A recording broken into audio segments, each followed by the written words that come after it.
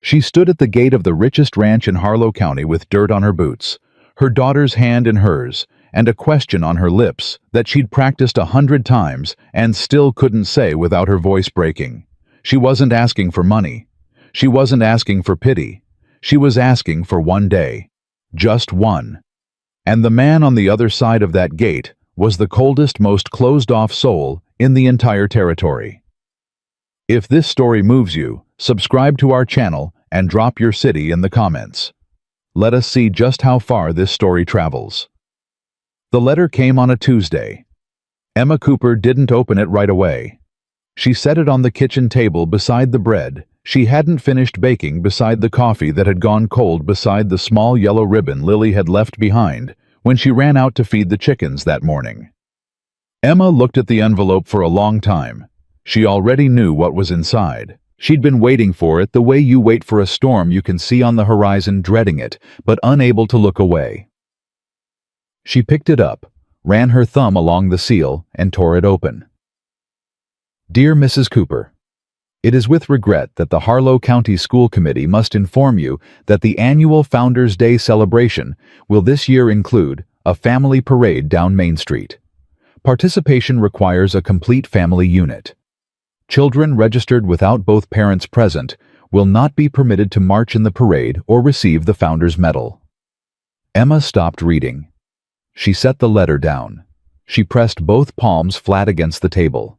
She breathed. Lily was 7 years old.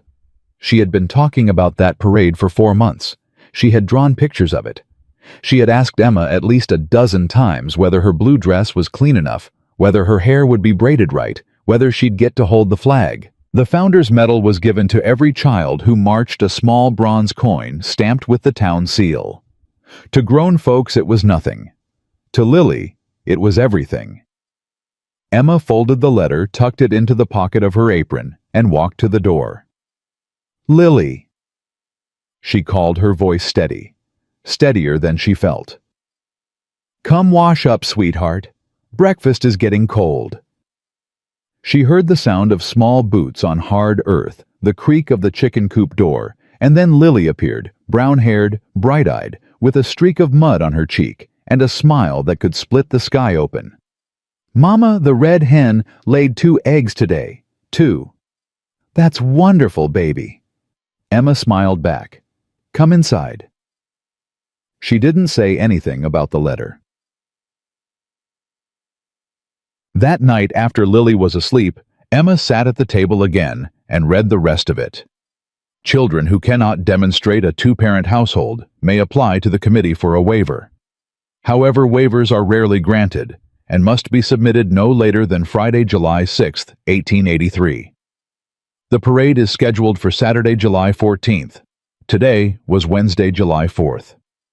Emma pressed her fingers to her temples and stared at the candle flame. She ran the numbers in her head, the way she always did when something felt impossible, not because she thought they'd add up, but because the counting gave her hands something to do while her heart worked through the rest of it. Thomas had been dead for 2 years. He'd gone out one morning to fix a section of fence along the north pasture and never come back. Horse threw him. That was all. No illness, no warning, no last words. Just a Tuesday morning that turned into the worst day of her life before she'd even finished her coffee. She had rebuilt herself piece by piece the way a woman learns to do when she has no other choice. She took in laundry. She sold eggs. She kept the small house Thomas had left her, held onto it with both hands, even when the bank came sniffing around, even when the town gossip said she ought to remarry or move back east. She did neither. She stayed. She worked. She raised Lily. And she had been proud of that. But tonight, staring at that letter, Emma Cooper felt something she hadn't let herself feel in a very long time. Desperate. She thought of the men in Harlow. She went through them the way you go through a dresser drawer looking for something you're not quite sure you have, methodically, without hope. There was Hector Briggs at the dry goods store, who was kind enough, but had 4 children of his own, and a wife who already looked at Emma sideways.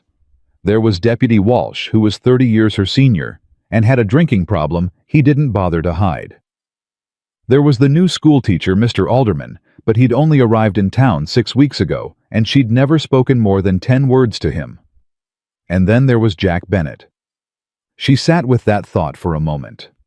Then she got up, blew out the candle, and went to bed, telling herself she was not going to think about Jack Bennet. She thought about him all night. Everyone in Harlow County knew who Jack Bennet was.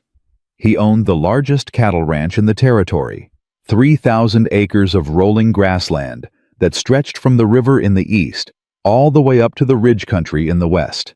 He employed a dozen hands supplied beef to half the county and had more money than most men in the state. He was 38 years old, broad-shouldered, and had a face that some women called handsome when they thought no one was listening. He also hadn't spoken more than 5 words in a row to anyone in town in over 3 years. The story, as Emma knew it, was this. Jack Bennet had a wife and a daughter. The wife's name was Catherine. The daughter's name was Ava. 3 years ago, a fever swept through the territory in the middle of a dry summer, the kind of fever that moved fast and left nothing in its wake. Catherine died first. Ava, who was 6 years old, died 4 days later. After that, Jack came to town only when he had to. He didn't eat at the restaurant anymore. He didn't attend church. He didn't come to the dances or the socials or the meetings at the hall. When he had business on Main Street, he conducted it quickly, coldly, and without small talk. The women who tried to engage him in conversation, and there had been several because money has a way of making even silence seem attractive, were met with a single flat look that sent them retreating. "That man is carved out of stone," Mabel Hughes had declared once at the Sunday social, and nobody argued. Emma had no reason to approach Jack Bennet. She had kept her distance from him the same way she kept her distance from things she didn't understand respectfully from a safe remove. But there was the letter in her apron pocket. And there was Lily asleep right now, dreaming about a blue dress and a bronze medal. And there was Friday, July 6th, coming up faster than Emma wanted to think about. She went to the ranch on Thursday morning. She told herself, the whole walk out there, that she was going to be calm, practical. She was going to explain the situation clearly, without emotion, and ask a reasonable question. She was not going to cry. She was not going to beg. She was a grown woman who had been through worse than a cold rancher's refusal, and she would handle it like a grown woman. She made it all the way to the main gate, a tall iron structure with the Bennet brand worked into the top bar, before her rehearsed speech turned to dust in her mouth. A ranch hand was working near the fence post, and he looked up when she arrived. "Help you, ma'am?" "I'm looking for Mr. Bennet," Emma said. "Emma Cooper, from town." The ranch hand studied her for a moment with the particular expression of a man deciding whether to bother his employer. Then he nodded slowly and disappeared toward the main barn. Emma waited. The summer heat pressed down on the back of her neck. She could hear cattle somewhere in the distance and the sound of a hammer striking metal in regular measured beats. The hammering stopped. She heard boots on hard ground before she saw him, a long, deliberate stride, unhurried in the way of a man who did not make a habit of hurrying for anyone. Jack Bennet came around the side of the barn with his hat pushed back on his head and his shirt sleeves rolled to the elbow, and he stopped when he saw her standing at the gate. He didn't say anything. He just looked at her. Up close, he was more worn than she'd remembered. Not old, but weathered in a way that had nothing to do with the sun. His jaw was tight. His eyes were a deep still gray, like water before a storm. Emma lifted her chin. "Mr. Bennet, I apologize for coming out without notice. I'm Emma Cooper. We've met once or twice in town, though I don't expect you to recall." "I recall," he said. His voice was low. Not unfriendly exactly, just contained, like a door that was closed and had no intention of being opened. "Right." She clasped her hands together in front of her. "I have a request, and I understand it's unusual. I'd ask that you hear me out before you answer."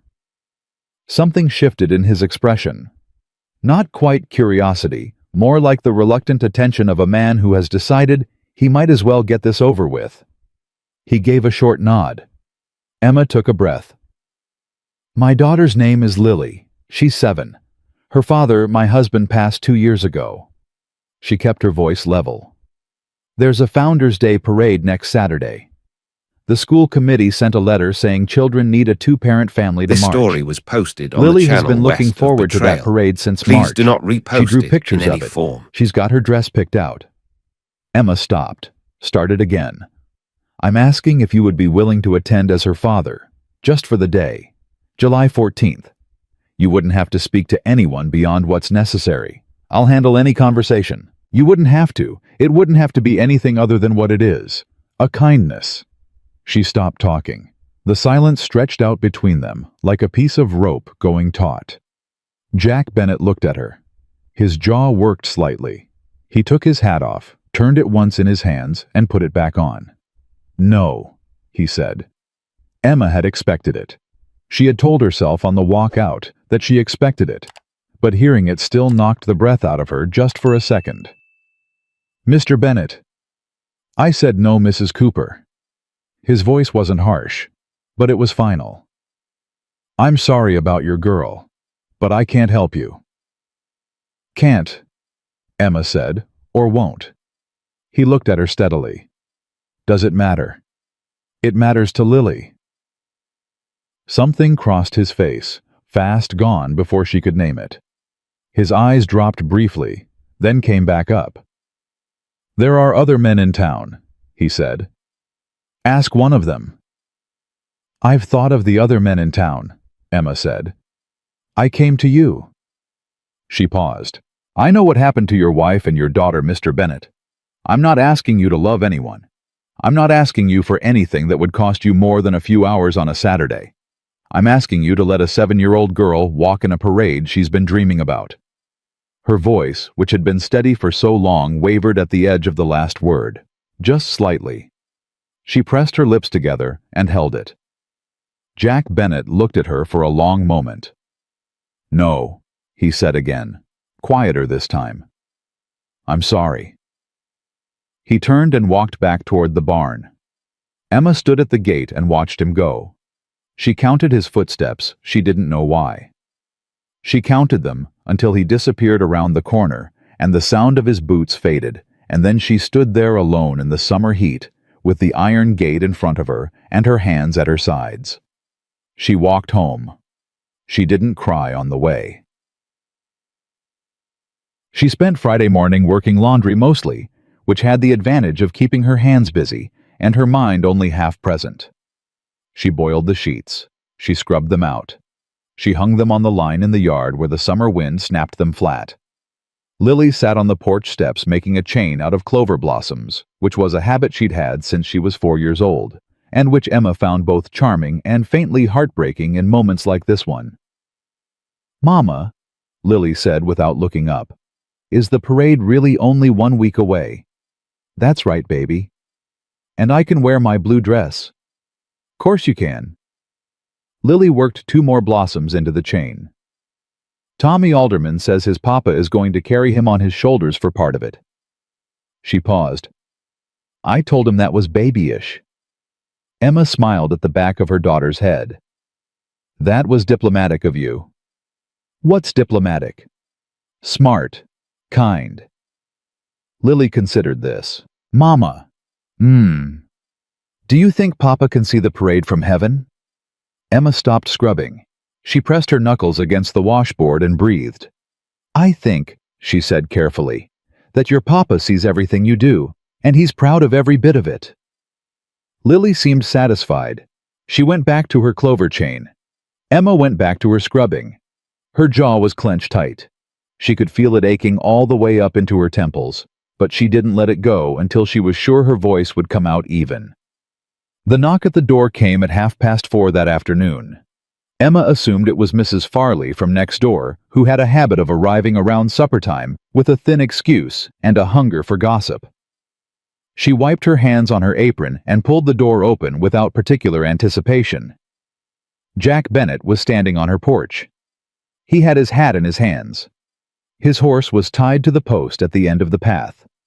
He looked, she thought, like a man who had argued with himself the entire ride over and hadn't entirely settled the argument. Emma stared at him. "Mr. Bennet." "Mrs. Cooper." He turned the hat brim once in his fingers. "I owe you an apology for yesterday. The manner of it." "The manner," Emma repeated. I could have been less short." He looked at some point past her shoulder, then back at her face. "I've been thinking." "Have you?" "Yes, ma'am." The words came out slow, like he was setting each one down carefully before moving on to the next. "About what you said. About the girl." His jaw tightened. "I'm not saying I'm the right man for what you're asking. I want to be clear about that. I don't do well around people. And I'm not." He stopped. Started over. "What I'm saying is that I'll do it. If you still want me to." Emma stood very still in her doorway. "You'll do it," she said. "July 14th, the parade. Whatever the town needs to see." He met her eyes. "One day. That's all I'm offering." Emma studied him. His hands were still on his hat brim. His shoulders were set with the rigid defensive posture of a man doing something that frightened him and refusing to show it. "Why?" she asked. He blinked, as though the question surprised him. "Why'd you change your mind?" she pressed. A long silence. He looked down at his hat.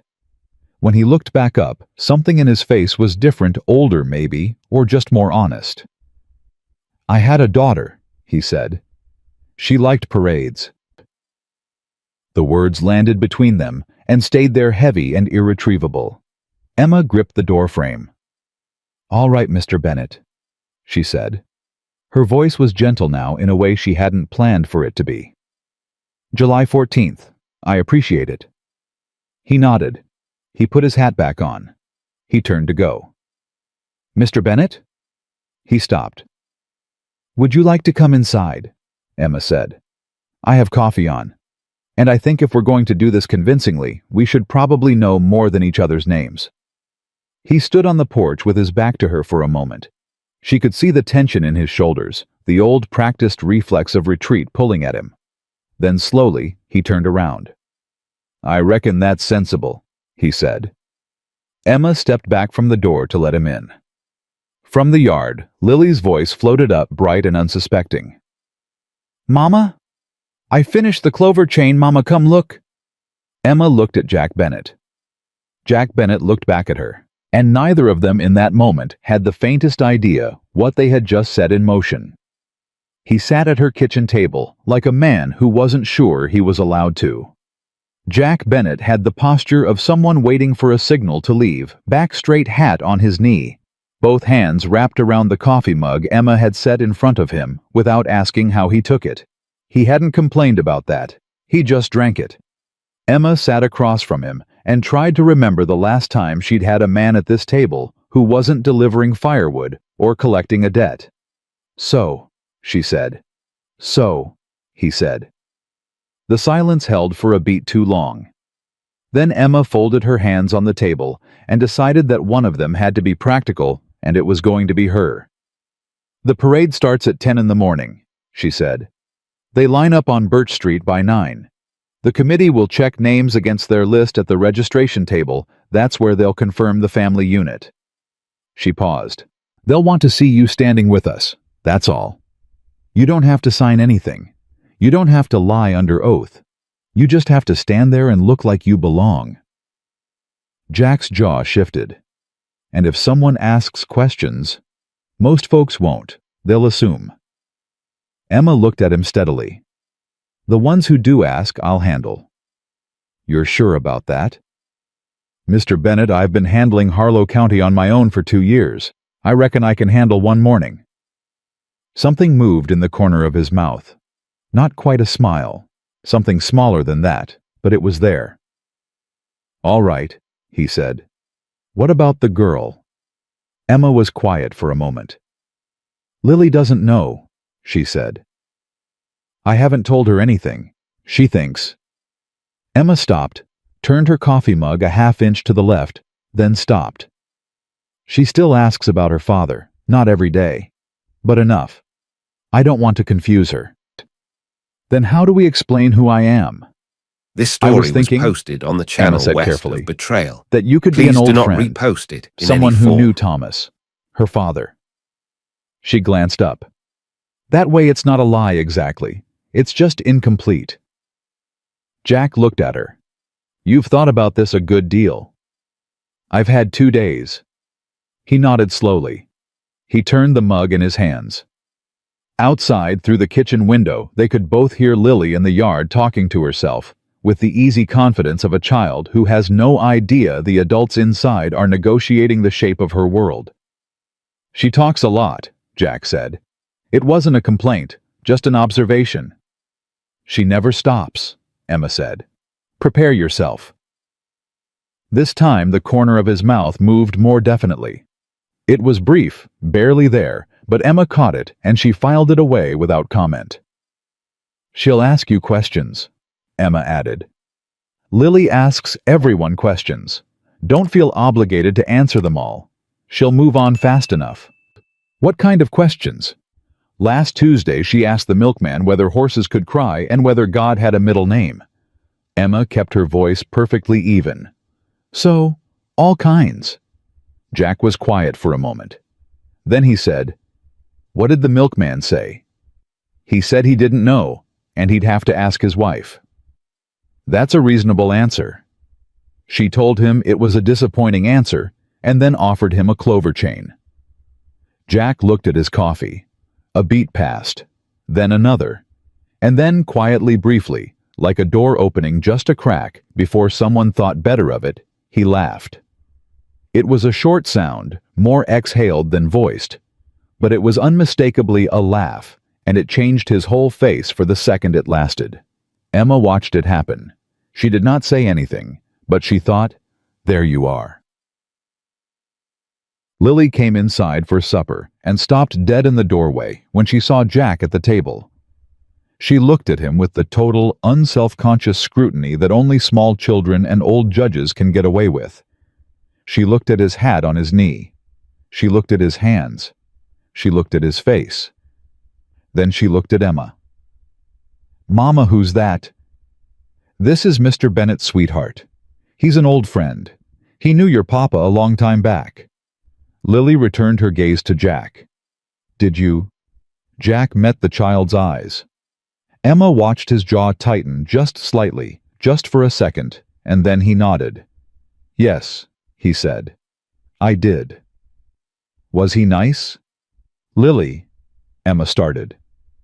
It's all right, Jack said quietly. He looked at Lily. From what I knew of him, he was a good man. Lily considered this with the gravity of a high court judge.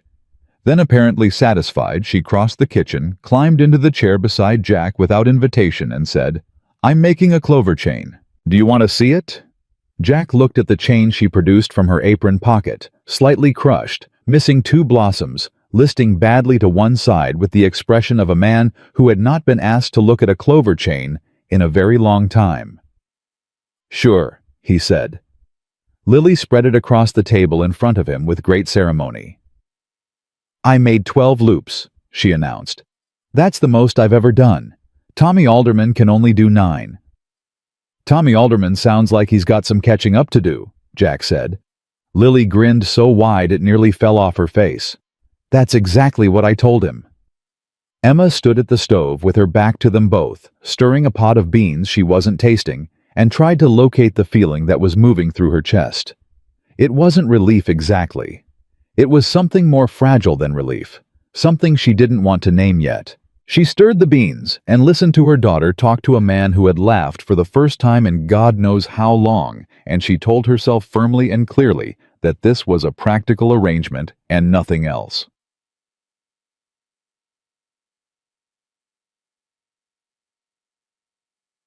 Jack left just before sunset. Emma walked him to the door, and they stood together on the porch for a moment while his horse waited at the post, patient and unimpressed. Same time next week, then, Emma said. I'll be here by 8:30, Jack said. Give us time to walk to Birch Street together. Emma nodded. That'll be fine. He put his hat on, angled it against the evening light, and stepped off the porch. He was halfway to his horse when Emma said his name. Not Mr. Bennet, just Jack, and it came out before she'd decided to say it. He stopped, turned. She felt heat rise in her face, but she kept her voice level. "Thank you," she said, "for changing your mind." He looked at her for a moment. The evening was golden and relentless, and the light did something to his face that she wasn't going to think about. "Don't thank me yet," he said. "I haven't done anything." He untied the horse, swung up, and rode out without looking back. Emma stood on the porch until the sound of hoofbeats faded into the dry summer air. Then she went back inside, sat down at the kitchen table, picked up the letter from the school committee, and read it one more time. She folded it, set it aside. One day, she told herself, that's all this is. One day. Quiet. She didn't sleep well that week. It wasn't worry exactly. She had carried worse worries than this and come through them upright. It was something more unsettled than worry. Something that woke her at 2 in the morning and wouldn't give her back to sleep, that made her lie in the dark, listening to the sounds of the house, the creak of the boards, the wind off the grassland. Lily's soft breathing through the wall, and think about a man who laughed like he'd forgotten how. She didn't examine it. She got up, made tea, went back to bed. Thursday, she ran into Mabel Hughes at the dry goods store. Mabel was a woman built for the accumulation of information.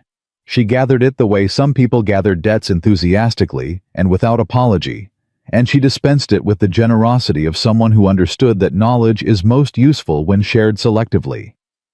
She spotted Emma the moment she walked in and materialized at her elbow with the speed of long practice. "Emma Cooper," Mabel said. "Just the person. Is it true you've been out to the Bennet Ranch?" Emma picked up a spool of thread and turned it in her hands. "Where'd you hear that? Doris Calloway's boy rides past Bennet's land on his way to school. He saw you at the gate on Wednesday." Mabel's eyes were bright.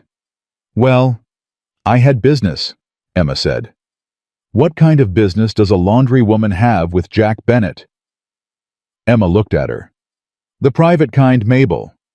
Mabel's expression cycled rapidly through surprise, offense, and a burning curiosity that settled into a knowing look Emma didn't entirely like. "Emma Cooper," Mabel said slowly. "You didn't." "I didn't do anything," Emma said, "except have a conversation." "With Jack Bennet." Mabel said his name as though it required special handling.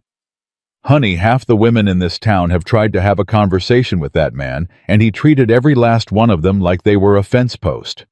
"Then I'm flattered he found me more interesting than a fence post," Emma said pleasantly, and took her thread to the counter. She could feel Mabel watching her back all the way to the door. By Friday afternoon, she knew the entire town would be talking. That was fine. Let them talk. By Saturday morning, she'd give them something worth talking about. Saturday, July 14th came with the particular cruelty of important days, bright hot, and absolutely indifferent to the anxiety of the people trying to live through it. Emma was up before dawn. She braided Lily's hair twice, once imperfectly, which she undid, and once correctly with blue ribbon threaded through to match the dress. Lily sat perfectly still for this procedure, which was unusual enough to tell Emma how much the day meant to her. Lily did not sit still for anything. "Is the ribbon even on both sides?" Lily asked. "It's perfect." "Are you sure?" "I'm sure, Lily. Because last time you said it was perfect, and then Tommy Alderman said it looked like a squirrel had done it." "Tommy Alderman," Emma said, tying off the ribbon, "should concern himself with his own hair." Lily giggled. Then she was quiet for a moment, and Emma could feel the question coming. Before she heard it, she'd learned to read Lily's silences the way you learn to read the sky. "Mama," Lily said, "is Mr. Bennet really coming?" Emma's hand stilled on the ribbon. "Of course he is. Why, I just thought maybe he wouldn't." Lily's voice was careful. 7-year-olds were better than most adults at hiding the things they were most afraid of losing. He seems like the kind of man who doesn't really do things.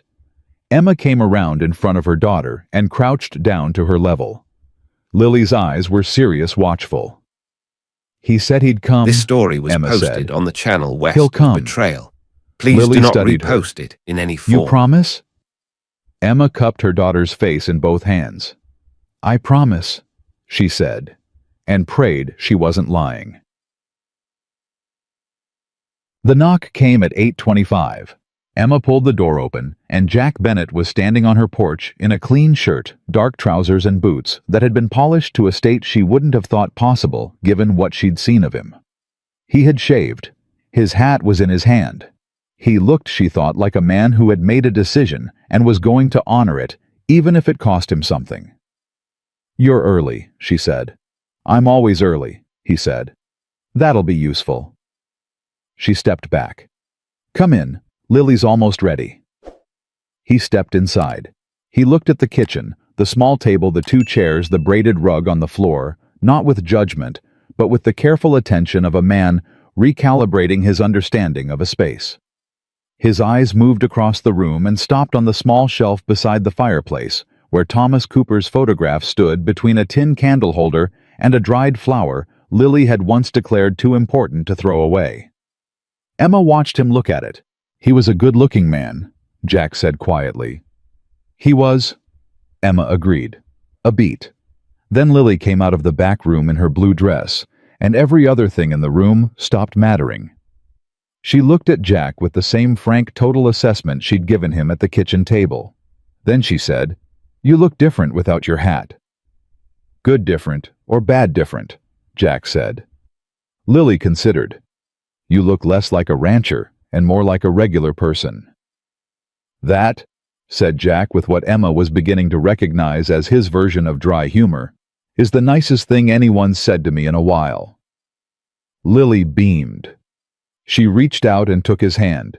Just took it without asking, without ceremony, with the absolute confidence of a child who has decided that someone is safe and said, Okay, let's go. Jack went very still. Emma watched it happen. She watched him look down at Lily's small hand in his big one, and she watched something move across his face that was gone before she could name it. His throat worked once. Yeah, he said. His voice came out lower than usual. Let's go. They walked out the door into the summer morning. Emma on one side, Jack on the other. Lily between them, swinging her arms and talking about the parade route as though she'd been planning military operations. And Emma told herself one more time that this was just one day. One day. The problem was, it was starting not to feel like one. Birch Street was loud and bright with the noise of a town celebrating itself. Families clustered at the registration table, children in their good clothes, fathers standing with the proud, slightly uncomfortable bearing of men who had been dressed up against their will. The school committee women moved through the crowd with their clipboards and their sharp eyes, and their ability to assess a family situation in approximately 4 seconds. Emma saw Margaret Stowe, committee chair, formidable, not a woman she wanted to argue with, looking up from her clipboard as they approached the table. Margaret's gaze went to Emma, then to Lily, then to Jack. Emma felt every muscle in her body go rigid. Mrs. Cooper, Margaret said. And who's this? Jack Bennett, Jack said before Emma could speak. He moved forward slightly, just half a step, in a way that placed him even with Emma and in front of Lily. We're here with Miss Lily for the parade. Margaret looked at him. Margaret looked at Emma. Something moved behind her eyes. Calculation, reassessment, and then a slow, careful neutrality. Bennett, she repeated. From the Bennett Ranch. Yes, ma'am. Margaret looked down at her clipboard. She found their names. Her pen hovered. And your relationship to Mrs. Cooper? She asked. The question dropped into the air like a stone into still water. Emma held her breath. Jack was quiet for exactly 1 second, 1 second that lasted 3 years, and then he said with a steadiness that Emma was going to think about for the rest of her life. We're family. Margaret's pen touched the paper. Very well, she said. Welcome, Mr. Bennett. Lily, you're in the third row. Lily, who had been following all of this with wide, watchful eyes, reached up and tugged Jack's sleeve. That means we're near the flag, she whispered. Does it? Jack looked down at her. The flag is the best part, Lily said seriously. I already decided. Emma let out the breath she'd been holding slow and silent so nobody would notice. And then the parade marshal was blowing his whistle, and the crowd was moving, and Lily was pulling both of them forward by the hands, one on each side, like she'd been doing it her whole life. And somewhere down the street, a band struck up a marching tune, and the day moved on. It was right in the middle of the parade, Main Street full, the crowd 3 deep on either side, Lily marching with her chin up and her ribbon perfectly aligned, that Emma noticed Dorothy Pratt watching them from the boardwalk. Dorothy Pratt was Mabel Hughes with sharper elbows. She was watching Jack the way a hawk watches something it isn't sure whether to eat. And beside her, leaning close, saying something into her ear with a thin smile, was Robert Alderman, the new schoolteacher, who had, Emma now recalled, asked her to the church social 2 weeks ago, and whom she had politely and firmly declined. Dorothy caught Emma's eye. She smiled. Emma smiled back. It was the kind of smile that had nothing behind it but a door locked from the inside. She turned forward. She matched her step to Lily's.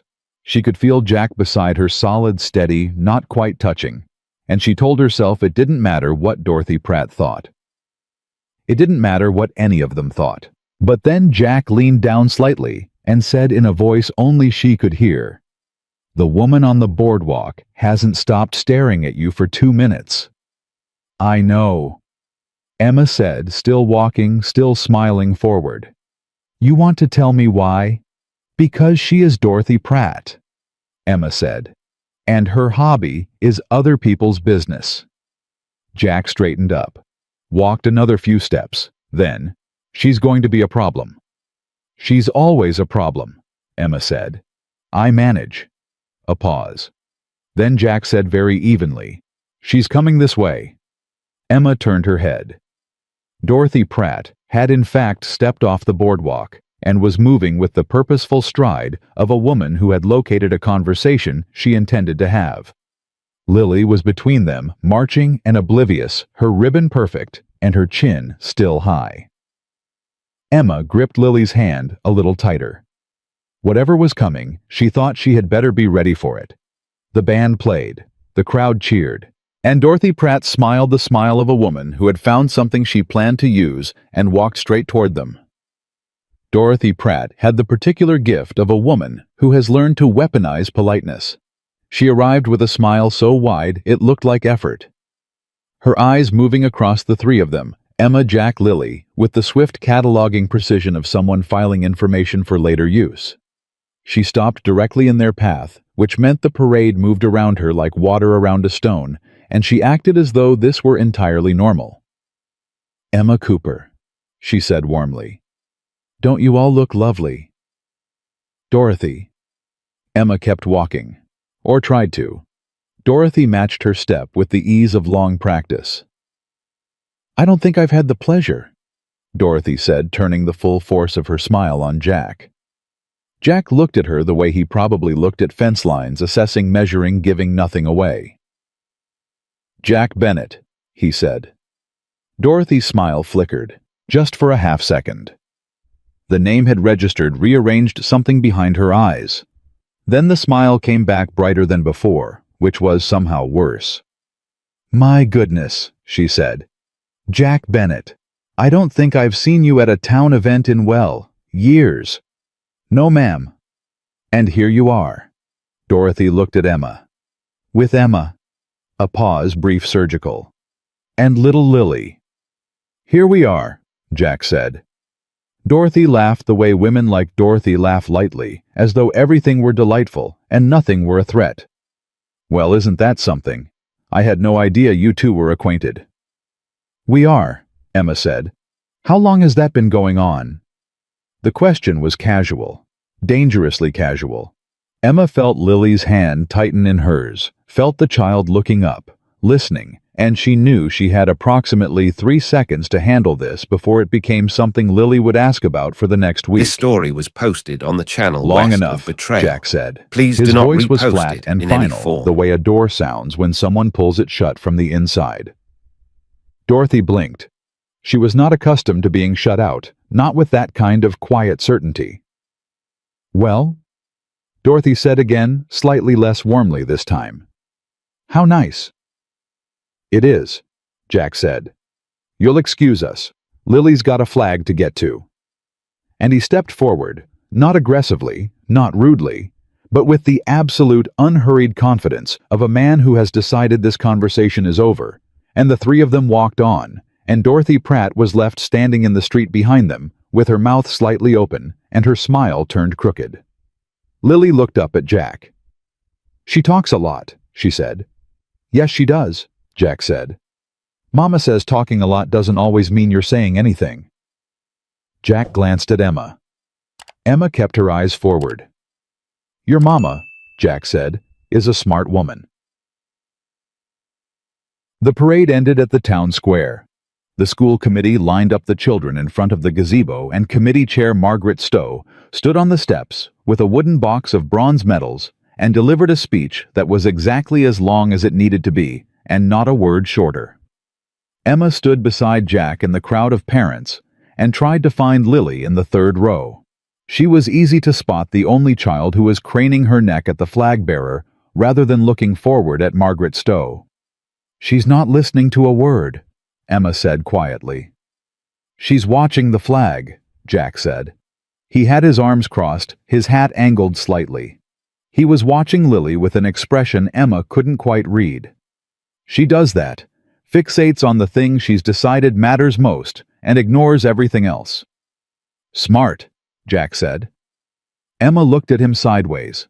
He didn't look back. He kept watching Lily. When Margaret Stowe called the first row forward, Jack uncrossed his arms. When she called the third row, Emma felt him go still beside her, a particular kind of stillness, not tense, but concentrated, the way a person gets when something is about to matter. Lily walked up the steps to Margaret Stowe. She held out her hands. Margaret placed the medal in them, and Lily, 7 years old, blue ribbon, perfect chin as high as it had been all morning, turned around to find them in the crowd, and when she did, her face opened up like sunlight through a break in clouds. She held the medal up so they could see it. Emma's throat closed. She raised her hand and waved. Beside her, Jack lifted 2 fingers off his crossed arm, a small contained gesture, barely a wave at all. But Lily saw it and beamed like it was everything. Emma turned away fast. She pressed 2 fingers to the bridge of her nose and breathed through it. "You all right?" Jack said. "Fine," she said. "Dust." He didn't call her on it. She appreciated that more than she could have explained. Chapeau. After the ceremony, half the town descended on the square for the midday meal tables, set up end-to-end food, contributed by every household that could manage it, children running between adult legs and the comfortable, complicated chaos of a community that knows itself. Emma had intended to collect Lily, say a brief and gracious goodbye to Jack, and go home. That was not what happened. What happened was that Lily, still holding her medal, found Jack before Emma could intercept, grabbed his hand again, the same casual, complete confidence as before, and told him she was hungry and that she'd heard there was cherry pie. Jack looked at Emma over the top of Lily's head. Emma looked back at him. "I suppose we could eat," she said. They found a place at the end of one of the long tables. Emma went to get plates. When she came back, Lily had moved to sit directly beside Jack and was explaining in considerable detail the difference between good cherry pie and bad cherry pie, a subject she appeared to have strong opinions about. Good cherry pie, Lily was saying, has the lattice on top, the crisscross. If it doesn't have the crisscross, it means someone was lazy, and a lazy pie is never as good. Jack was listening with the focused attention of a man who had been asked to learn something. "That's an interesting theory," he said. "It's not a theory," Lily said. It's a fact. Mama knows. Does she? Tell him, Mama, Lily said as Emma sat down. Lily has very strong opinions about pie construction, Emma said, setting the plates down. I can see that. Jack picked up his fork. She might be right. Lily looked at him with deep personal satisfaction. I am right, she said. I usually am. Jack glanced at Emma again. This time the corner of his mouth moved before he looked away. Emma thought, stop that. She did not specify in her own mind what she meant by that. Chug. It was midway through the meal when Robert Alderman appeared. Emma saw him coming from 15 feet away and had just enough time to set down her fork and arrange her face before he arrived at their table with his hat in his hand and a smile that was entirely too practiced for a man who claimed to be sincere. Mrs. Cooper, he said, what a fine morning. Mr. Alderman. Emma kept her voice pleasant. It was a lovely parade. Alderman's eyes moved to Jack with the careful assessment of a man who is measuring a rival while pretending to do no such thing. I don't think we've met, he said. Robert Alderman, new school teacher. Jack Bennett. Jack didn't stand. He met Alderman's eyes across the table with a look that was entirely civil and somehow completely impenetrable. Alderman held the look for a moment. Then he turned back to Emma with the practiced ease of a man redirecting. I was hoping, Mrs. Cooper, that you might save me a dance at the evening social tonight, he smiled. We never did get to have that conversation after the church social. Emma opened her mouth. She's spoken for tonight, Jack said. The table went quiet. Emma turned and looked at Jack. Jack was looking at Alderman. His voice had been perfectly level, not aggressive, not territorial, just factual, the way a man states something that is simply true and expects no argument. Alderman's smile tightened by degrees. Is that right? He said. It is, Jack said. Lily looked between the three adults with the focused attention of a child who knows something interesting is happening, but cannot yet identify what. Alderman put his hat back on. He nodded once to Emma, a nod that carried a full sentence of meaning she chose not to unpack in public, and walked away. The noise of the square resumed around them. Forks on plates, children shouting the band, starting up something cheerful in the corner. Emma turned to Jack. You didn't have to do that, she said quietly. I know, he said. He picked up his fork. I did it anyway. Why? He looked at her. Something in his face was very still. Because he was going to keep talking, Jack said, and you were being too polite to stop him. Emma held his gaze for a moment. That's your reason, she said. That's my reason, he said, and went back to his food. She knew with a certainty that unsettled her that it wasn't his whole reason. They walked home in the heat of the afternoon, Lily between them, again holding the medal in both hands now, and telling Jack about every single person who had spoken to her since the ceremony, including a full character assessment of Margaret Stowe, which was as accurate as it was merciless. Jack listened. He asked one or two questions. He laughed twice, actual laughter fuller than the morning's brief exhale, rising up and gone quickly, but unmistakable. Emma listened to the sound of it and told herself it was nothing. They reached her gate. Lily ran straight inside without ceremony, already calling for the chickens. Emma and Jack stood at the gate in the afternoon light, and it was the second time in a week they'd said goodbye from this spot, and it felt somehow both more and less uncomfortable than the first time. She got her medal, Jack said. She did. Emma looked at him. Thank you, Jack. He turned his hat in his hands, that same gesture she'd seen it twice now. I should have said yes the first time you asked. Yes, Emma agreed. You should have. He looked up and something in her expression made him go still. I'm sorry, he said, for Thursday, the way I turned you away. I told you, I understood. Understanding it doesn't make it right, he said. Emma looked at him for a moment, this big, weathered, complicated man standing at her gate with his hat in his hands, apologizing for something she had already let go because apparently he hadn't let it go himself. "It's forgiven," she said. "Truly." He nodded. He started to put his hat on. "Jack." He stopped. This story Would was you- posted on the channel She West of hesitated. Betrayal. Please She do was not not a woman repost who it in second-guessed any form. herself often, which meant that when she did, it mattered. "Would you like to come to supper on Friday? Lily's been talking about you since we got home yesterday. I think she'd like—" "Yes," Jack said. She blinked.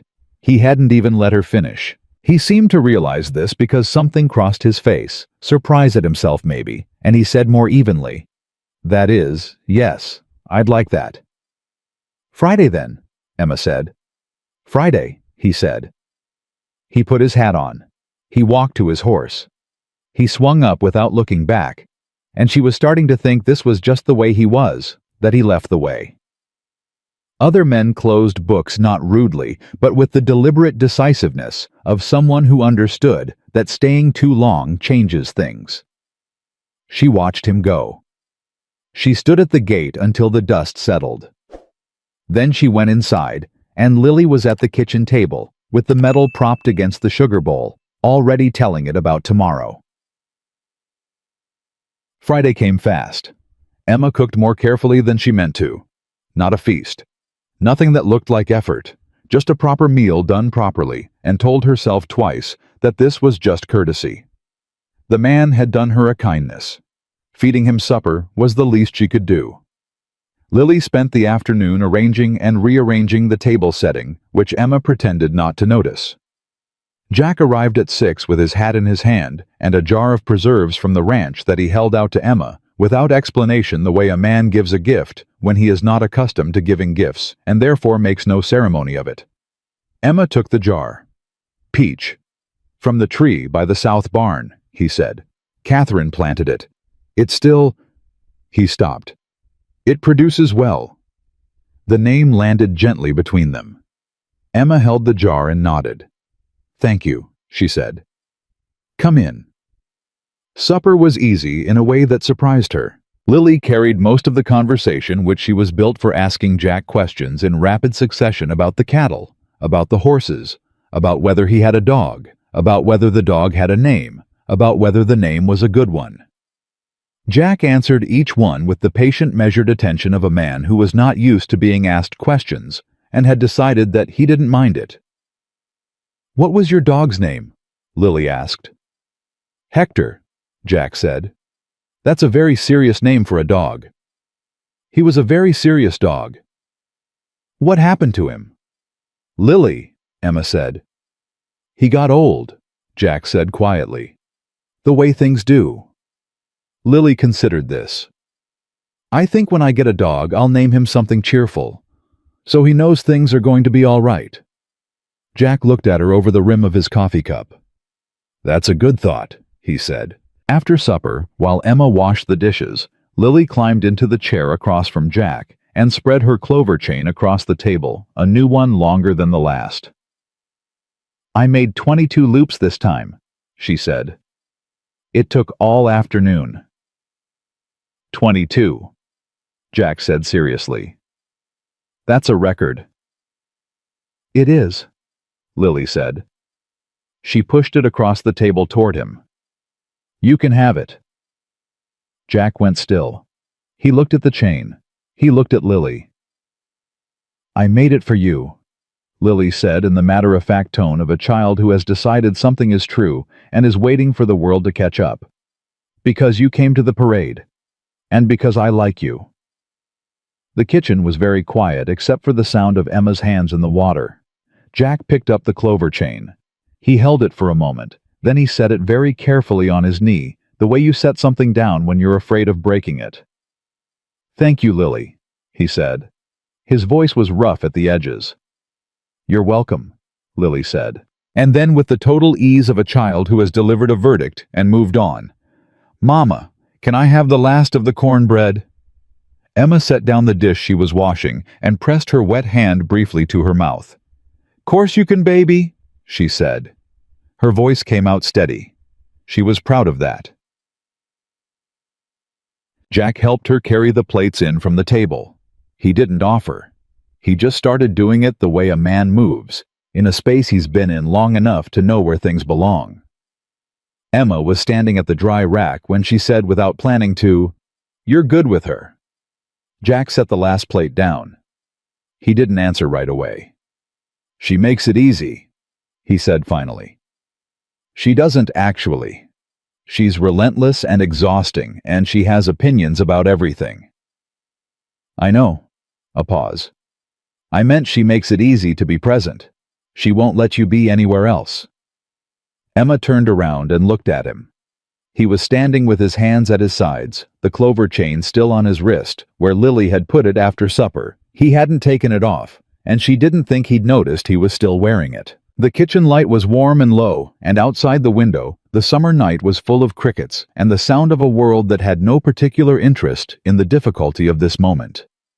"Jack," Emma said carefully, "can I ask you something?" "You can ask," he said. "When's the last time you had supper with someone before tonight?" He didn't answer immediately. He looked at the floor, then back at her. His jaw was tight. 3 years, he said, give or take. Emma held that for a moment. 3 years of eating alone in a house that used to hold a family. "That's a long time," she said. "It is," he said. He wasn't looking for pity. He stated it the way you state facts because they are facts, and pretending otherwise doesn't change them. "I'm glad you came," Emma said. "Truly." He looked at her. Something shifted in his expression, something that moved slow and deep the way water moves under ice. "Emma," he said. And then he stopped. He said her name the way you say something you've been turning over in your mouth for a while, trying to decide what it means when you say it out loud. "What?" she said. "Nothing." He picked up his hat from the hook by the door. "I should go." "Jack?" "Friday was good," he said. He turned toward the door. "Thank you for supper." He was halfway out when Lily appeared from the back hallway in her nightgown with her braid loose and her eyes squinting against the light. "You're leaving," she said. "It's late, sweetheart," Emma said. Lily looked at Jack. "Will you come back?" Jack stood in the doorway with one hand on the frame. He looked at Lily, 7 years old, serious-eyed, the kind of question on her face that children ask because they haven't learned yet to hide the things they need. "Yeah," he said. "I'll come back. Promise." He was quiet for just a second, and then, "I promise." Lily seemed to consider whether this was sufficient. Then she nodded, turned around, and padded back down the hallway. Jack stood in the doorway for a moment more. Then he left. Emma locked the door. She stood with her back to it, and her hand still on the bolt. The clover chain. 3 years. Give or take. His voice saying her name like it was a question he hadn't decided to ask yet. She pushed off the door, blew out the kitchen lamp, walked down the hall to check on Lily, who was already asleep with the bronze medal on the nightstand and her hands folded under her cheek. Emma stood in the doorway and looked at her daughter. She thought about Jack Bennett riding home alone through the dark summer night to a house that had been empty for 3 years. She thought about a clover chain on a big man's wrist. She thought about the way he'd said 3 years give or take like it was nothing, like it was just the weather. She pressed her hand to the doorframe. One day, she had told herself, that's all this is. But Friday had come after the parade, and she'd been the one who asked him, and he'd said yes before she'd finished the sentence. One day was becoming a harder thing to believe in. She turned off the lamp and stood in the dark and listened to the crickets outside, and tried very hard not to think about what happened next. But she already knew. She'd known it the way you know a storm is coming long before you can name the clouds. Something had started, and she didn't know not yet whether it was going to save them or break them both. He came back the following Wednesday. Emma hadn't asked him to. He hadn't said he would. But at 5:30 she heard hoofbeats on the road, and when she looked out, Jack Bennett was tying his horse to her post with the quiet self-possession of a man who has decided something and isn't going to make a speech about it. Lily heard it too. She was off the porch and down the path before Emma could say a word. "You came back," Lily said, as though this were both surprising and completely inevitable. "Said I would," Jack said. "Mama said maybe you were busy." Jack looked up at Emma, who was standing on the porch with her hands in her apron.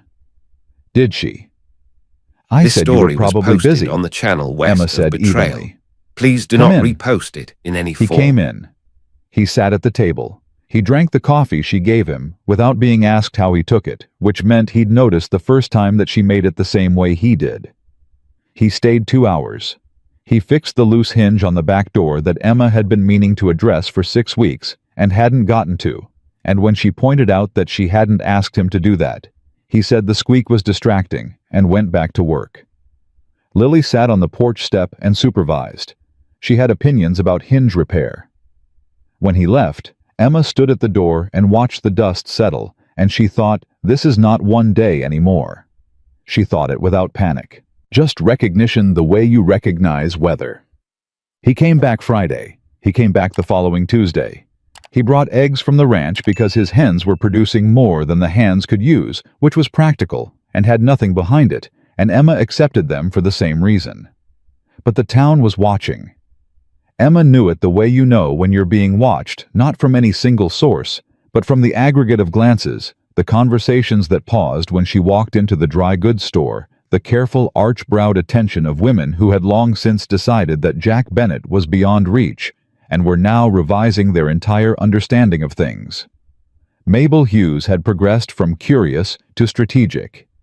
She'd begun stationing herself near the corner of Main and Birch at times when Emma was likely to pass, which Emma recognized as reconnaissance and handled by varying her route. Dorothy Pratt was less patient. Dorothy worked through proxies. It was the banker's wife, Clara Marsh, who sat down next to Emma after Sunday service and said in her warmest voice, "It must be so wonderful to have company again, Emma, after everything you've been through." "It is," Emma said. "Jack Bennett of all people." Clara shook her head gently admiringly, as though Emma had accomplished some feat of engineering. "How did you ever manage it?" "I asked him a question," Emma said. "He answered it." Clara patted her hand. "You're so modest."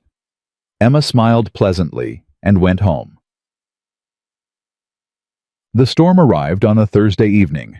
It came up fast, the way summer storms do on the frontier. The sky turned green at the edges, and then the wind hit the house broadside, and then the rain came down so hard, it sounded like the roof was being beaten by something angry and personal. Emma got the shutters latched, and Lily away from the windows, and the lamp turned down before the lightning started in earnest. Lily was not frightened of storms, which was both a relief and occasionally a problem. "Can we go outside?" Lily asked. "Absolutely not." "What about just the porch?" "No." "What about just opening the door to look?" "Lily, I just want to see the lightning." "The lightning can see you fine from in here." Lily pressed her face to the window and breathed fog onto the glass and drew a horse in it, which was her standard response to being told no. The knock at the door came 20 minutes into the storm. Emma crossed the room fast. She pulled the door open, and Jack was standing on her porch, soaked through hat, dripping with his horse visible at the post behind him, the animal spooked and tossing its head. "Lord," Emma said, "get in here."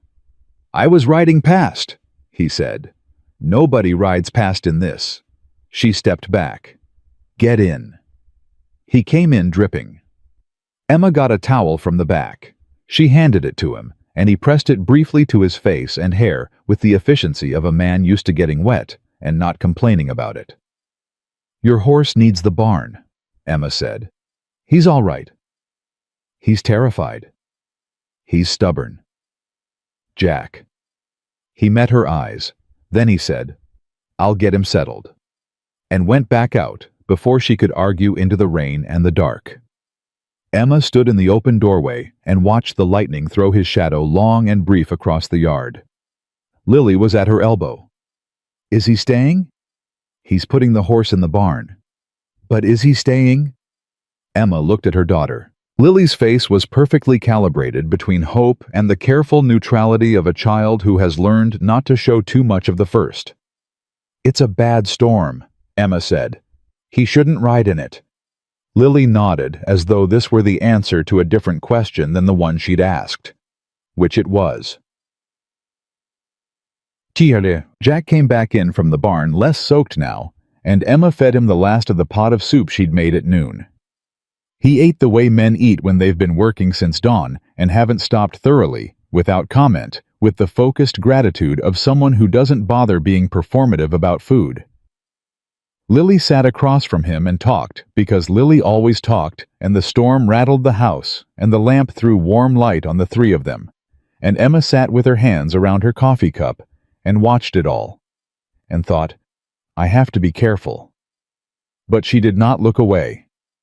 After Lily was in bed, they sat at the kitchen table, with the storm still going outside, quieter now, just steady rain and the occasional mutter of thunder.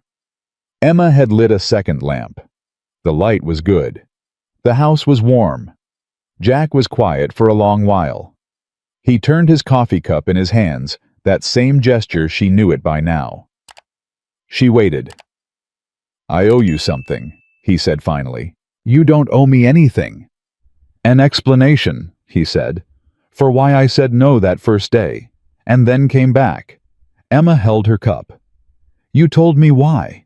Your daughter liked parades." "That's part of it."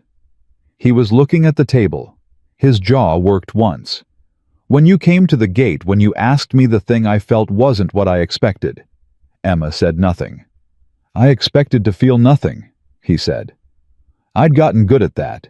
3 years of nothing as you get practiced at it." He paused. "But when you said Lily's name, when you said she'd been drawing pictures of the parade since March." He stopped, turned the cup. "Ava used to draw pictures of things she was looking forward to. She'd put them on the kitchen wall. Catherine would fuss at her for using the good paper." He almost smiled. Almost. "When you said that, I didn't feel nothing. And that was the problem." Emma set her cup down. She was very still. "The problem," she said quietly. "Feeling something," he said. "After 3 years of nothing, it's not relief, Emma. It's not a good feeling. It's like a hand that's gone numb and then the blood comes back." He pressed 2 fingers briefly to the table. "It hurts before it stops hurting." The rain came steady against the roof. Neither of them moved. "I know," Emma said. "She said it the way you say a thing you've earned the right to say." He looked at her. "When Thomas died," she said, "I didn't feel anything for about 4 months. Just managed, kept moving, fed Lily, washed the clothes, counted the money. And then one morning, I sat down to mend a pair of his socks I'd found in the back of the drawer, and I couldn't do it. I just sat there for an hour, couldn't do a single thing." She ran her thumb along the rim of her cup. The feeling came back all at once. It wasn't relief either. Jack was looking at her with the focused, careful attention of a man who has stopped performing indifference. "How long before it stopped hurting?" he said. "It changes shape," Emma said. "It doesn't stop. It just gets easier to carry." A long silence. Outside, the thunder had moved east. The rain was soft now, more rhythm than violence. "She would have liked Lily," Jack said. His voice was rough. "Ava. They would have driven each other crazy and been inseparable." Emma's throat tightened. "Sounds about right." "She'd have wanted the clover chain for herself." Emma laughed. It came out small and broken at the edge. "She sounds wonderful." She was. He said it plainly. No performance, no protection. "She was the best thing I ever had a hand in." Emma pressed her fingers together under the table. "And Catherine," she said carefully. He was quiet for a moment. "Catherine she was good. Better than me at most things. She laughed easy. She never held a grudge. She would have—" He stopped. "She wouldn't want me to still be doing this," he said. "The nothing. She would have been furious with me for 3 years of nothing." "Probably right," Emma said. He looked at her. Something shifted in his face, slow like a tide. "You're very direct," he said. I have a 7-year-old. It cures you of being indirect." He looked down at his hands. The clover chain was on the windowsill above the dry rack she'd put it there after he left Friday, and she hadn't moved it, and she was going to continue not examining why. "Emma," he said. "Jack." This story was He looked posted up. on the channel west "I don't of know what I'm Betrayal. doing." Please do not repost "Neither do it I," in any form. she said. "But you keep coming back." "I do," he said. He seemed faintly surprised by his own consistency. "And I keep making coffee," she said. He looked at her for a long moment. Then he said, "That seems like a system." "It seems like one," she agreed. In the morning, because the storm had gone on long enough that riding out in it would have been foolish, and she'd told him so, and he'd conceded the point. Jack slept on the settle in the front room, and Emma lay awake in her bed, listening to the rain thin out to nothing, and the house settle into quiet. She thought about what he'd said, the hand gone numb and the blood coming back. She understood it. She understood it in her bones. She also understood that there was a significant difference between understanding something and knowing what to do with it. Lily found him in the morning before Emma was out of bed. Emma heard them in the kitchen. Lily's voice, first, bright and immediate. No good morning preamble, because Lily didn't operate that way, and then Jack's voice lower answering. The smell of coffee, which meant he'd made it. She lay still for a moment and listened. "Do you know how to make flapjacks?" Lily was saying. "I do," Jack said. "Can you teach me?" "Thought you already knew." "Mama makes them, but she doesn't explain it. She just does it and expects me to absorb it." A pause. "That sounds like her." "I need the explanation." "All right," Jack said. "First you need the flour." Emma lay in her bed and listened to Jack Bennett teach her daughter to make flapjacks at 6:30 in the morning, and she put her arm over her face and stared at the ceiling and felt something large and nameless moving through her chest, like the storm had moved through the territory last night, thorough, disorganizing, and entirely out of her control. She got up, she got dressed, she went to the kitchen. Jack was at the stove. Lily was beside him on the step stool she used to reach the counter, watching the pan with total concentration. There were 3 flapjacks already on a plate and a 4th forming in the skillet. Jack looked up when Emma came in. He held out the coffee he'd already poured. She took it. "4th one's better than the first," he said. "She's got the wrist." Lily looked over her shoulder at Emma with luminous pride. "I have the wrist, Mama." Emma took a long drink of coffee. "So I see," she said.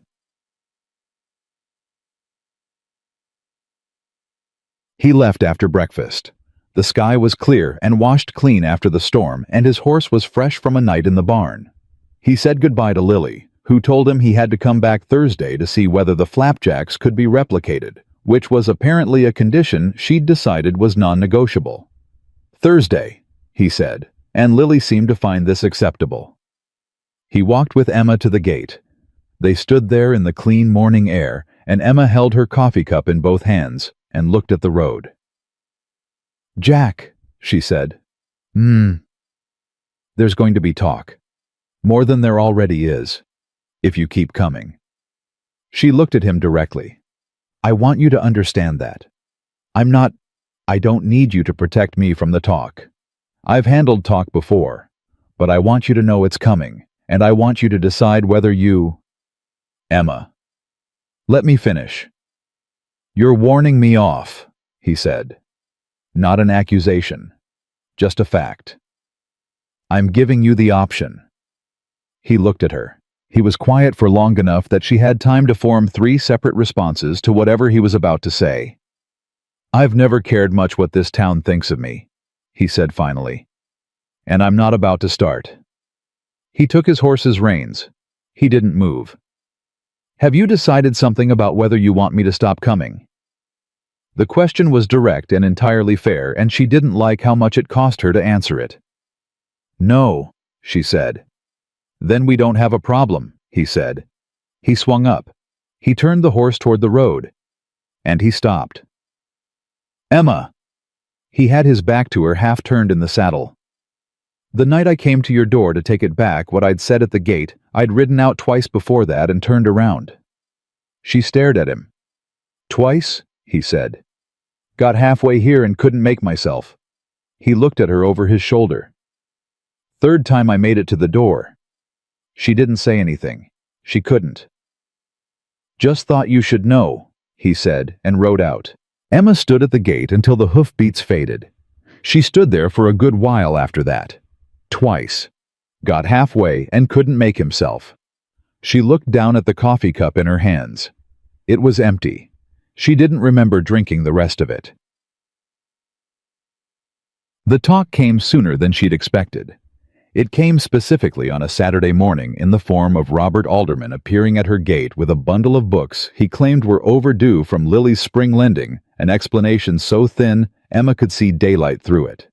She met him at the gate. She didn't open it. "Mr. Alderman," she said. "Mrs. Cooper." He handed the books over the gate with a smile that had been practiced too many times. "Thought I'd return these personally." "That was unnecessary," she said. "I could have collected them in town." "I was nearby." She was not going to tell him nobody was ever nearby on a road that ended at her property. That would extend the conversation. "Thank you," she said, and took the books. He didn't leave. He put one hand on the gatepost and turned his hat in the other and said carefully, "I wanted to ask, the situation with Bennett, is that something serious, or that Emma said is not a question I'm going to answer." His jaw tightened.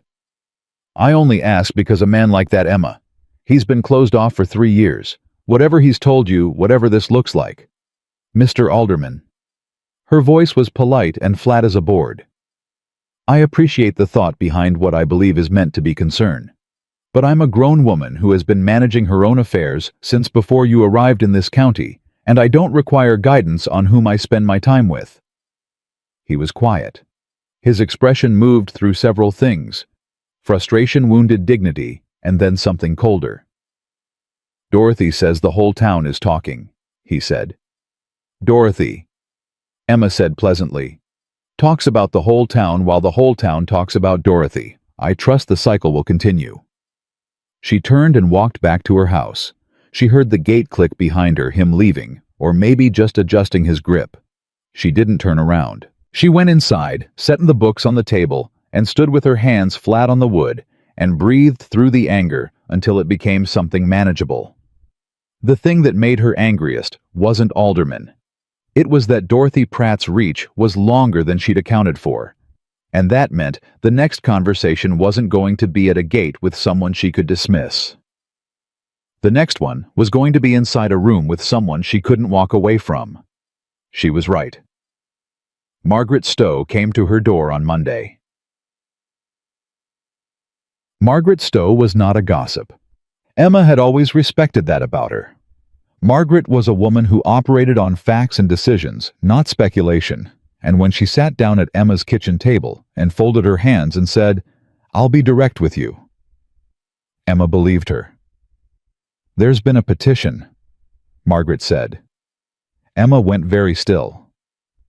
"What kind of petition?" "Some members of the school committee, I won't name them all, but I expect you can guess at least 2 have raised a formal concern." Margaret's voice was even without pleasure or cruelty. "The concern is this. At Founders' Day, Mr. Bennett represented himself as family. Several members feel that this misrepresentation to the committee was an impropriety." "He said we're family," Emma said. "That's what he said." "I know what he said.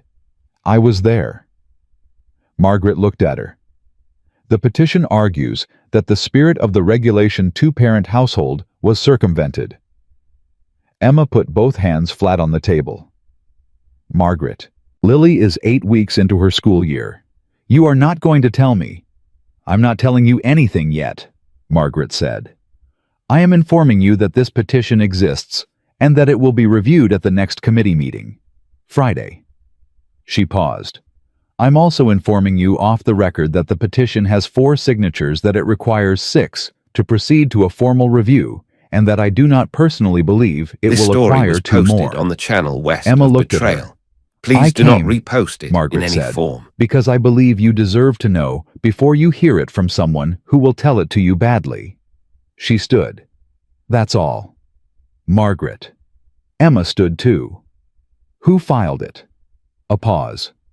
Dorothy Pratt, Margaret said. And Robert Alderman. The kitchen was very quiet. I see, Emma said. After Margaret left, Emma stood at the table for a long time. Her hands were still flat on the wood. She looked at the books Alderman had returned stacked at the edge of the table. She looked at the windowsill where the clover chain sat. She had told herself one day. She had told herself to be careful. She had not been careful enough. And now the thing she had been trying to protect, Lily's ordinary happiness, the simple, unexamined joy of a 7-year-old who had no idea what adults were capable of, was in the middle of something Emma hadn't meant to start. She knew what she had to do. She had to tell Jack, and she had to tell him before Friday. She went to the barn, saddled her horse, a thing she hadn't done for a trip of any length in over a year, and started toward the Bennett Ranch in the high, unforgiving afternoon sun. Her jaw was set the whole ride out. Her heart was doing something she didn't give it permission to do. And underneath all of it, quiet and certain and impossible to look at directly, was the knowledge that had been building since a man stood at her gate with his hat in his hands and said 3 years, give or take. She needed to protect Lily. That was true, but that wasn't the only reason she was riding toward that ranch, and she was going to have to look at that. Maybe today. Maybe before the ride was over. She pressed her heels in, and the horse moved faster through the summer heat, and the grassland rolled out on both sides of the road, and somewhere ahead of her, 3,000 acres and a closed-off heart were waiting. One day, she had said. One day. She almost laughed at herself. Almost. She made it to the Bennett Ranch in just under an hour. Her horse was breathing hard when she came through the gate, and the ranch hand who'd met her the first time weeks ago, a different life ago, looked up from the fence post and recognized her this time. He nodded and went straight to the barn, without being asked, which told her she'd been talked about among the hands, which told her Jack had said something, which told her more than she was ready to process on a moving horse. She found Jack at the south barn working a young mare on a lunge line. He saw her before she reached him. He let the line go slack and turned, and something moved in his face, concern immediate and unguarded. Emma. He was already walking toward her. What happened? Not a question. He read her the way you read weather, fast, accurate, no preamble. I need to talk to you, she said. Something's come up. He brought her inside out of the heat. He got her water before she'd asked for it, and sat across from her at the rough work table in the barn office, with his forearms on the wood and his full attention on her face, and she told him everything. The petition, Alderman, Dorothy Pratt, Margaret Stowe's visit, the committee meeting on Friday. He listened without interrupting. His jaw got tighter as she went on, but he didn't move. When she finished, the silence lasted about 4 seconds. They can't touch Lily's enrollment, he said.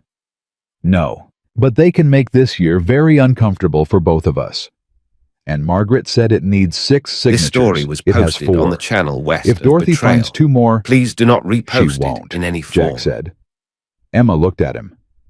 You can't know that. I know this county, he said. Dorothy Pratt has been operating on borrowed goodwill for years. People are tired of her. She won't get 2 more signatures from anyone who matters. His voice was level, certain, the voice of a man who has done business with a place long enough to understand its bones. And Alderman, Emma said. Jack's jaw shifted. Alderman is a man who asked you to a dance and got told no. That's not a civic concern. That's a bruised ego. I know what it is, Emma said. That doesn't make it less effective. Emma. He leaned forward slightly. What do you want me to do? She looked at him. It was such a plain question asked so directly with no condition or performance behind it. Just what do you need and how do I do it that it caught her entirely off guard. She'd ridden out here with a speech prepared. She'd arranged the facts and the options and the reasonable conclusion, which was that they should probably reduce the visibility of whatever this was until the committee meeting passed.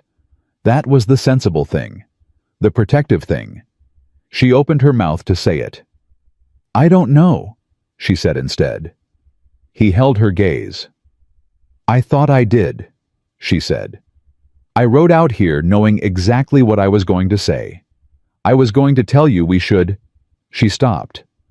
"I was going to be sensible." "But," he said. Emma pressed her hands flat on the table. "But I'm tired," she said. "I'm tired of being sensible about things that have stopped making sense to me." The barn was quiet around them. Somewhere outside, the mare moved on the lunge line. "Emma," Jack said. "I know what this started as," she said quickly, because she needed to say it before he said something that would make saying it impossible. "I know I asked you for one day. I know it was a practical arrangement, and you were doing me a kindness, and I had no right to let it become—" She stopped. "But it became something, Jack. I don't know what to call it, but it became something, and if you tell me it didn't, I'll believe you, and I'll ride home, and we'll both go back to what we were before." She stopped. She waited. Jack was looking at her with an expression she had never seen on him before. Not the closed-door look, not the weathered stillness, not even the rare brief openness she'd caught in unguarded moments. This was different. This was a man standing at the edge of something high, looking down, deciding. "It became something," he said. Quiet, certain. Emma breathed. "I know I'm not easy," he said. "I know I've been—" He shook his head once sharply. 3 years of nothing doesn't come off clean. There are days I don't know how to be in a room with people without building the wall back up. I don't know if that changes. I don't know if I— Jack?" Her voice was soft. "I'm not asking you to be easy. I'm not asking you to be anything you're not." She looked at him steadily. "I watched you teach my daughter to make flapjacks at 6 in the morning. I watched you carry a clover chain home on your wrist and not take it off all evening." She paused. "I'm not asking for a performance. I'm asking if what I think is here is actually here." He was very still. "It's here," he said. 2 words. But the way he said them, low and direct, like a man planting a fence post, left absolutely no room for doubt. Emma looked at him for a moment. Then she nodded once, the way you nod when you've been waiting for confirmation of something you already knew. "All right," she said. "Then we handle Friday together." They rode back to Harlow together. It wasn't planned. Jack simply saddled his own horse while Emma waited, and when she said he didn't have to come into town, he said he had business on Main Street and hadn't done it in a few days, which was so transparently false that she didn't bother arguing. They rode side by side on the road through the afternoon heat, and the grassland moved around them, and neither of them talked much, but the silence between them had changed character entirely. It was no longer the careful silence of 2 people managing distance. It was something else, something easier and more frightening at the same time. "What are we going to do about Friday?" Emma said when the town came into view. "We're going to go to the meeting," Jack said. And we're going to be there, together, visible." He looked at her sideways. "If Dorothy Pratt wants to build a case on the argument that Lily Cooper doesn't deserve a medal she earned, she can make that argument to a room that includes me." Emma thought about this. "You think your presence changes the calculation?" "I think a petition against a widow and her 7-year-old daughter is one thing," Jack said. "A petition against the same woman when there's a man beside her who owns 3,000 acres and has been doing business with half this county for 15 years is a different calculation entirely." Emma was quiet for a moment. "I don't love that that's how it works." "I don't either," Jack said. "But it is how it works. and I'd rather it work in Lily's favor than in Dorothy Pratt's. Emma conceded this with a nod that cost her nothing, This because story he was right. posted on the channel They west came of into Main Betrayal. Street, and people Please do not looked. repost it. She in had any expected form. that. What she hadn't fully expected was the particular quality of the looking, not the sly gossiping attention of the past few weeks, but something more considered. A reappraisal. Jack Bennett riding into town beside Emma Cooper in the middle of the afternoon was a different data point than Jack Bennett attending a parade. This meant something. The town was working out what? She kept her chin up and her pace steady and didn't look at anyone directly except to nod. Jack rode beside her like he had always ridden beside her. Like there was nowhere he'd rather be. It was Lily who changed everything, not at the meeting, before it. Thursday evening, the night before the committee met, Emma was sitting at the table going over what she planned to say, which was measured and factual and covered every relevant point when Lily came out of her room holding a piece of paper. "I made something," Lily said. Emma looked up. "What is it, baby?" Lily put it on the table. It was a drawing. Lily was not a natural artist, a fact she was entirely at peace with, of 3 figures. A small one in a blue dress, a taller one with long hair, and a very tall one with a hat. Under the drawing, in Lily's careful, labored handwriting, "My family." Emma's hand went flat on the table. "I was going to give it to Mr. Bennett," Lily said, "because he gave me the medal. I mean, he didn't give it to me, but he came so I could get it. That's almost the same." "That's exactly the same," Emma said. Her voice was very controlled. Lily looked at her. Children read adults the way animals read weather, instinctively accurately. "Mama," Lily said, "is Mr. Bennett going to keep coming?" Emma looked at her daughter. "Why do you ask?" "Because Dorothy Pratt's daughter told me at school that he was only here because you made him." Lily's voice was careful, watchful. "She said he doesn't really want to be here." Emma felt cold go through her straight down. "When did she say that?" "Tuesday." Lily looked at the drawing.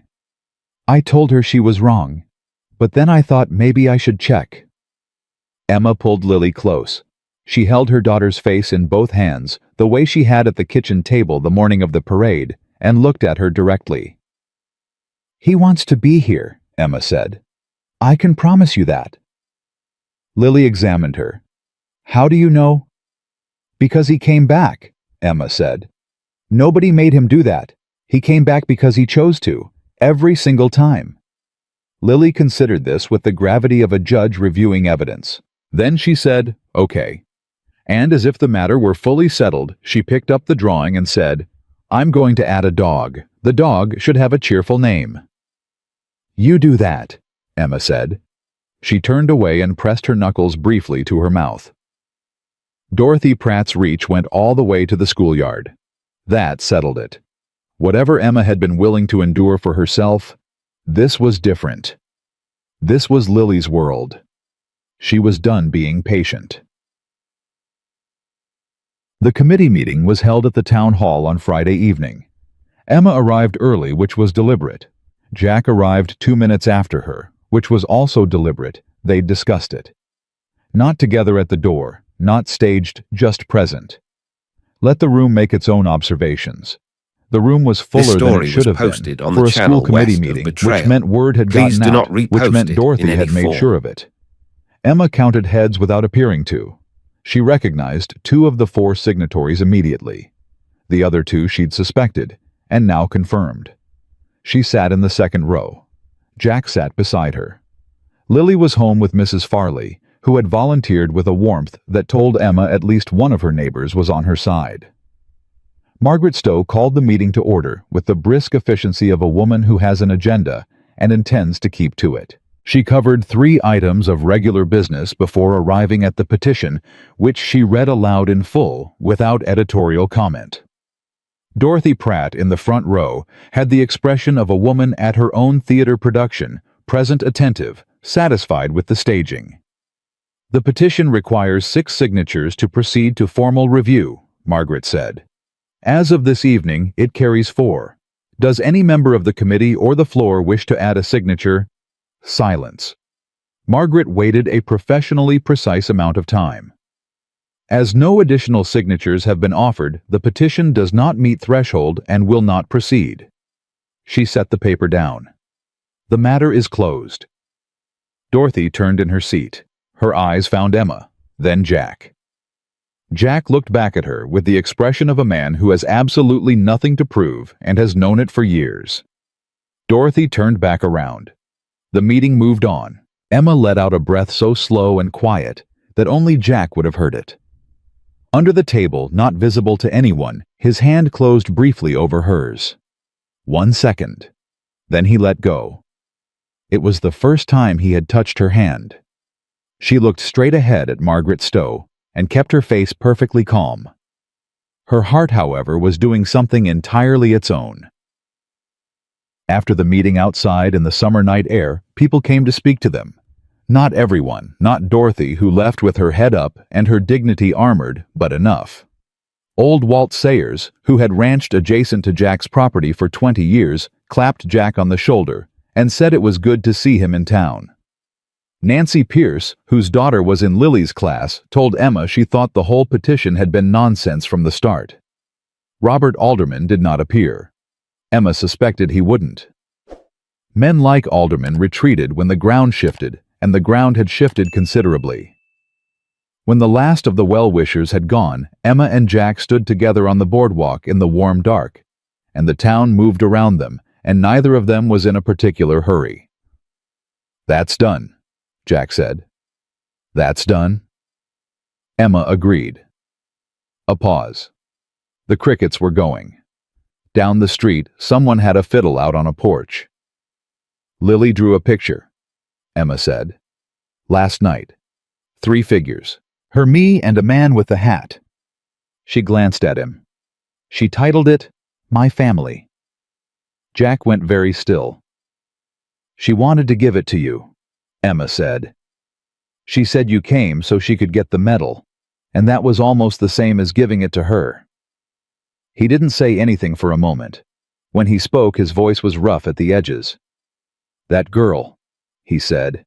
He shook his head once, not dismissing it, just overwhelmed by it the way you shake your head at something too big to hold still. "I know," Emma said. He turned and looked at her. Really looked at her the way he had at the barn table 2 days ago, with nothing held back. "Emma," he said. "I need to say something, and I need to say it plainly because I'm not good at saying things around the sides." She turned to face him. "Say it." "I'm not a simple man," he said. "I've got grief I'm still working through and habits that are hard to change, and I spent 3 years convincing myself I was fine being alone." He paused. "I wasn't fine. I just didn't know what else to be." He looked at her steadily. "But since the day you stood at my gate with your hands clasped together, like you were holding yourself in place, I have thought about you every single day. And I don't want to stop." The fiddle down the street was playing something slow and simple. The summer night was full and warm. "Then don't stop," Emma said. He reached out and took her hand. Not the brief hidden touch under the table, openly deliberately, with the full intention of anyone who cared to look seeing it happen. "I'm asking you something," he said. "Not for one day, not for a parade or a committee meeting or a reason anyone else can see." He held her hand in both of his. "I'm asking if you'll let me, if we can. I want to build something with you, with Lily." He looked down at her hand, then back up. "I know that's a large thing to say on a Friday night outside a town hall meeting, but I've been working up to it since the first time she gave me that clover chain, and I'm tired of working up to it." Emma looked at him. This man carved from loss and stubbornness, and 3 years of silence, standing in the summer dark, holding her hand with both of his, like she was something he intended to keep. "Jack Bennett," she said. "You came to my door twice before you came the 3rd time." "I did." "You fixed my hinge without being asked." "It squeaked." "You wore a 7-year-old's clover chain home on your wrist and didn't take it off all evening." He was quiet. "You've been building something with us for weeks," Emma said. You just hadn't said so out loud yet." He looked at her for a long moment. Something in his face, all that weathering, all that held grief, all those years of practiced nothing came open. "Is that a yes?" he said. That, Emma said, is a yes. She told Lily the next morning. Not all of it.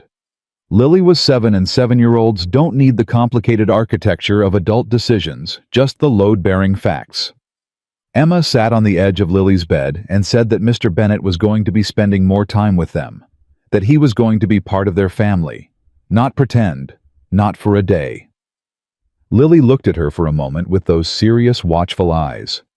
Then she said, "I know." Emma blinked. "You know." "I drew the picture," Lily said, with the patience of a child explaining something obvious to a slow adult. "He was already in my family. I just put it on paper." Emma stared at her daughter. Lily climbed out of bed completely unimpressed with her own wisdom.